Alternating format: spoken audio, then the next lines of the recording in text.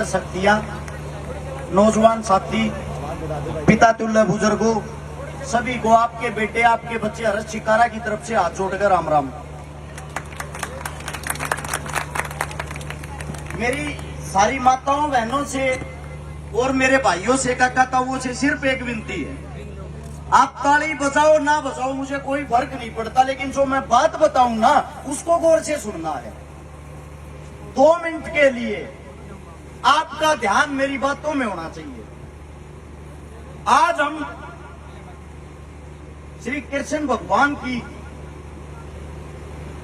जन्माष्टमी का पर्व मना रहे हैं।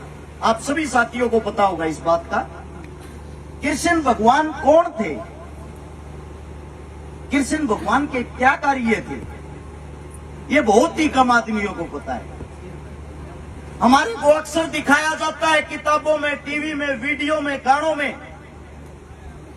कृष्ण भगवान तो रास रचाने वाले थे, कृष्ण भगवान तो गोपनियों में खेलने वाले थे, कृष्ण भगवान तो चूड़ियां बेचने वाले थे, कृष्ण भगवान की 16,000 रानियां थी। यही सुना होगा आप सबने। मुझे बड़ा दुख होता है हमारे भगवान का, हमारे हिंदू धर्म का ऐसे जब मजाक बनाया जाता है। ये सारी की सारी बातें अगर आप गौर से देखोगे और गौर से सुनोगे, आपको स्वयं पता लग जाएगा कि ये सारी की सारी बातें बेबुनियाद और झूठी हैं।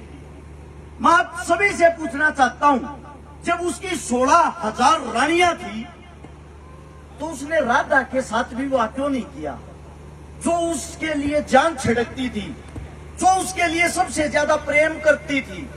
अकेली उस राधा को क्यों छोड़ दिया? उन 16,000 रानियों से तो उसने शादी कर ली।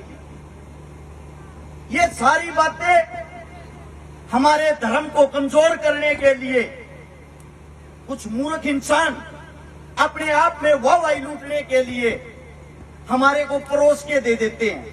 मैं आप सभी से पूछना चाहता हूं, जिसकी 16,000 रानियां हो, जो रास रचाता हो, क्या उनके मंदिर बनाए जा सकते हैं? क्या उनको आप लोग भगवान का दर्जा दोगे? एक बात सोच के देखो, अगर आपका बच्चा कहीं रेलवे स्टेशन पे, बस स्टैंड पे जाके 2-4 लड़कियों के पीछे घूमेगा, आप उसको कैसे शुद्ध और अच्छा मान लोगे? नहीं मान सकते ना। फिर अपने भगवान का इतना अपमान कैसे सह लेते हो? मैं आप सभी को बता दूं, आज जो श्री कृष्ण भगवान थे उनकी सिर्फ एक रानी थी जिसका नाम था रुक्मणी। और रुक्मणी जो थी उसको वचन दिया था कृष्ण भगवान ने। वो वचनों का पक्का इंसान था, वो ग्रंथों का ज्ञाता था, वो हर चीज को समझने वाला था, वो हमारे हिंदू धर्म को बचाने वाला था। वो ऐसी गलत शिक्षा हमें कभी नहीं दे सकता। आप अपने छोटे छोटे बच्चों को कन्हैया की ड्रेस पहनाते हो, उनको तैयार करते हो। मैं आपसे पूछना चाहता हूं, अपने बच्चे का ऐसा जीवन कौन बर्बाद करना चाहेगा? अगर कृष्ण भगवान सच में इतने गंदे होते। अब मैं बताता हूं कृष्ण भगवान कौन था। कृष्ण भगवान की हर चीज से एक एक चीज जुड़ी हुई है। कृष्ण का साथी था सुदामा, जो सबसे गरीब था। गौर से पढ़ के देखो, गरीब आदमियों का मसीहा था वो सुदामा जो है उसी चीज को दर्शाता है। और जो कृष्ण भगवान था वो कौओं का रखवाला था।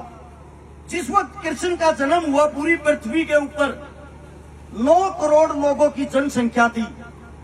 125 करोड़ उस वक्त गौ माताएं थी जिनको संभालने वाला कोई नहीं था। और आज के समय में हमारे भारत देश के अंदर 125 करोड़ हमारी जनसंख्या है। सिर्फ 9 करोड़ गौ माताएं इस पृथ्वी पे हमारे यहाँ हिंदुस्तान में बची हुई हैं। उनको संभालने वाला कोई नहीं है। अगर वो मेरे खेत में घुस गई, मैं उनको डंडा मारता हूं, दूसरे के खेत में घुस गई, वो उनको डंडा मारता है। जो बिना भाई की बहन होती थी, जिसके सिर पर कोई नहीं होता था, कृष्ण भगवान उनके घर जाके उनका भाई बनके उनके भात भरता था। अरनंदी का भात भरा था ना आप लोगों के सामने, आप लोगों ने टीवी में भी देखा होगा। जो जब बिना भाई की बहन की इतनी चिंता, इतनी फिक्र करता है, वो 16,000 रानियों के साथ कैसे रास रचा लेगा? मैं आप सभी साथियों को एक छोटी सी बात बता दूं। जिस वक्त सीता मां और श्री रामचंद्र जी अलग हुए, सीता जब जमीन में समा गई, उसको एक ऋषि ने श्राप दिया था कि आपका प्यार इस जन्म में पूरा नहीं होगा। वही सीता मां अगले जन्म में अपना प्रेम पूरा करने के लिए 16,000 गोपनियों में अपने अंश बन के और दोबारा से पैदा हुई। वे जो 16,000 गोपनियां थी वो सीता का अंश थी, और जो श्री रामचंद्र जी थे उसी से कृष्ण भगवान पैदा हुए थे। त्रेता युग के अंदर, द्वापर युग के अंदर उनका जन्म हुआ। द्वापर युग के अंदर जब कृष्ण भगवान जमीन पे आए, वे सारी की सारी जितनी भी कन्याएं थी उसको देख के मोहित होगी। उसके अंदर कलाएं थी, 16 कलाएं, संपूर्ण कलाएं। श्री रामचंद्र जी के अंदर 12 कलाएं थी। कृष्ण भगवान एक ऐसा भगवान था जिसके अंदर 16 संपूर्ण कलाएं थी। उसको देख के जब वो मोहित हो जाती थी, उनका मन खुश होता था।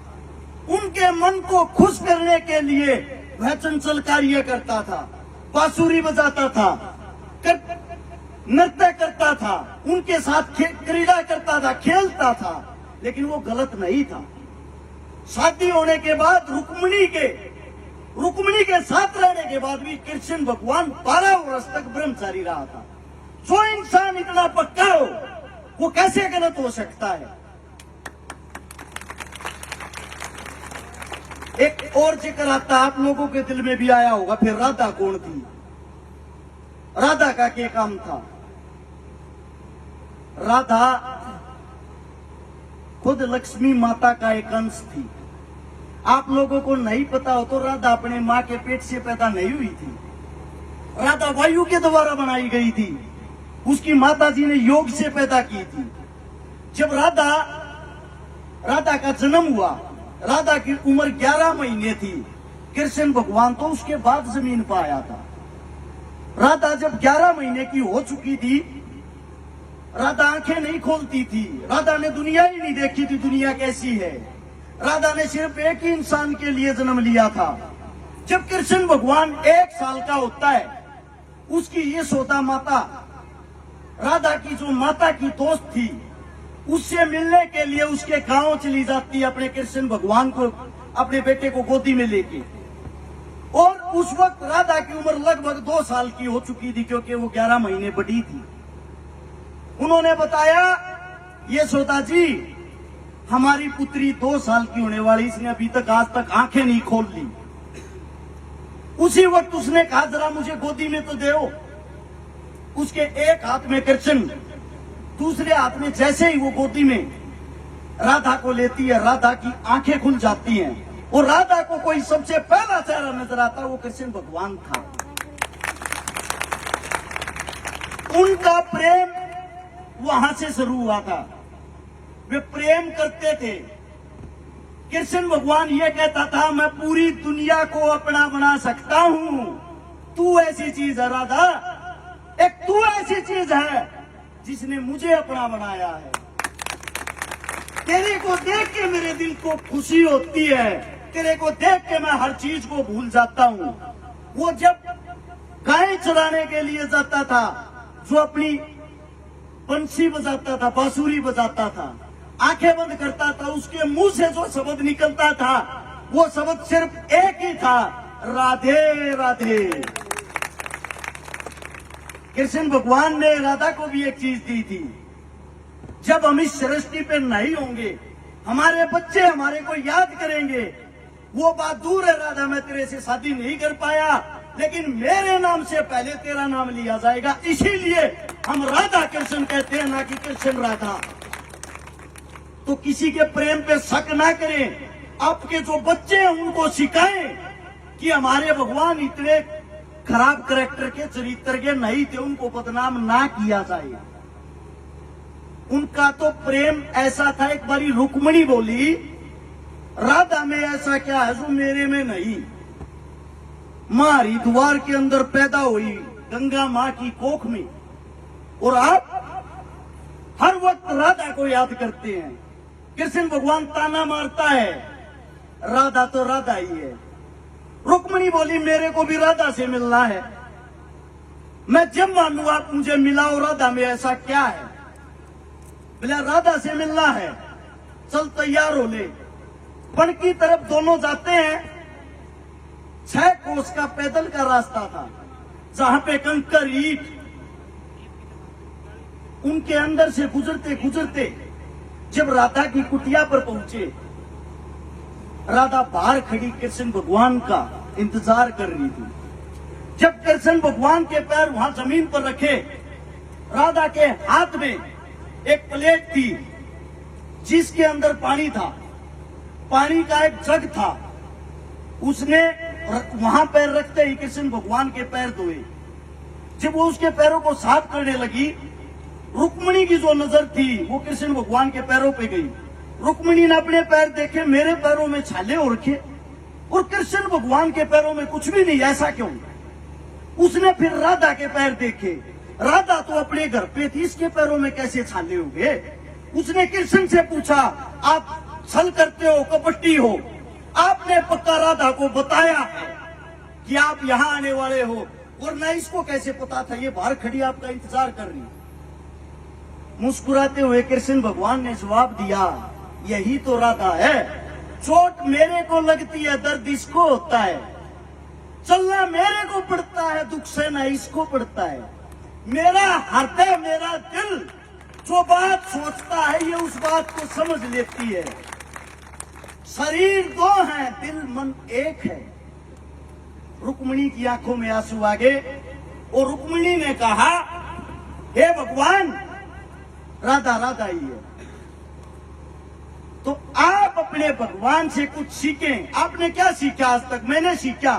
मैंने अपने भगवान से सीखा। मेरे जो बड़े भाई हैं, मेरे लिए ये भी भगवान, मैं इनसे भी सीखता हूं। आज इस वक्त मैं एक ऐसे परिवार का बेटा हूं। मैं 7 साल का था, मेरी माता जी गुजर गई थी, मेरा दादा गुजर गया था, मेरी दादी गुजर गई थी। 6ठी क्लास में 6 रुपए फीस, 12 रुपए फीस हो जाती, 3 ही जाया करती स्कूल की। और आज के वक्त मैंने 30 साल 140 से 42 उन बहनों की शादी कर दी जिनके भाई नहीं है। मैंने जब कृष्ण भगवान को देखा, अपने भगवान को देखा, उससे एक चीज सीखी। मैंने 21 उन बहनों के हाथ भर दिया जिनके पटड़े पर चलने के लिए कोई भाई नहीं।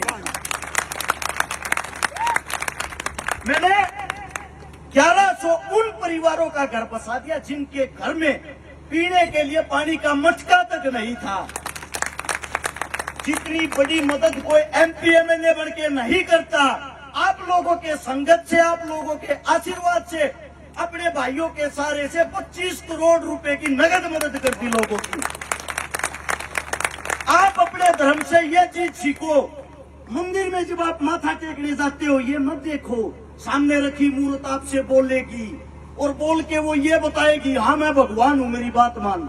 ऐसा नहीं होता। जब जोत लगाने जाते हो, हाथ जोड़ते हो। एक औरत ने मंदिर में सवाल किया, हे भगवान, तू कहाँ है? मेरे को आज तक तो दिखाई नहीं दिया। ऊपर से आवाज आई, तेरे अंदर से जो आवाज आ रही है, तेरे अंदर जो बोलने लग रहा है, ये कौन है? कहीं ये वही सजन तो नहीं जिसको आप यहां ढूंढ रहे हो? जब आप गलत कार्य करने के लिए जाओगे, आपका मन उसी वक्त आपको 100% रोकेगा। आप गलत कर रहे हो, भगवान वही मन है, भगवान आपके अंदर है। अगर गरीब आदमी को देख के आपको दुख दर्द होता है, गरीब आदमी की तकलीफ देख के उस तकलीफ को आप अपनी तकलीफ समझते हो, तो भगवान आपके अंदर है। अपने मंदिर का, अपने धर्म का ख्याल रखें। और भाई कमेटी वाले जितने साथी हैं, मेरी बात का बुरा मत मानना, एक बात मुझे अच्छी नहीं लगी। आपका जो मंदिर है, मंदिर के प्रांगण में गांव की जो एकता है, गांव के बारे में जो सुना था, एक इतना प्यारा, इतना मजबूत गांव होने के बाद एक यहाँ पर बहन बेटियों के बैठने के लिए कच्चा फर्श है। सबसे पहले भाई, मैं देखो बूंद बूंद से सागर भरता, इतना बड़ा तो हूं नहीं। यहाँ पर फर्श करवाने की तैयारी करो, जो जिम्मेदारी मारी लाओगे वो निभाऊंगा। 5100 रुपये नगद पहले मैं दूं फर्श की। सारे भाई पैसे इकट्ठे करो भाई, ये काम अधूरे मत छोड़ो, कम से कम अपने धर्म की तो रक्षा करो। कोई मेरे मुंह से गलत बात निकली और ज्यादा लंबी बात होगी, माफी चाहता हूँ। कुछ गला थक रहा था, कम से कम सुबह 9 बजे सोनीपत से निकले थे, 6 से 7 प्रोग्राम करके यहाँ पे पहुंच जाऊं। अभी 3 जगह और जाना है। आपका आशीर्वाद बना रहे, आपका बचाऊं। कोई गलत शब्द मुंह से निकला, हाथ जोड़ के क्षमा चाहता हूँ। राम राम, जय हिंद।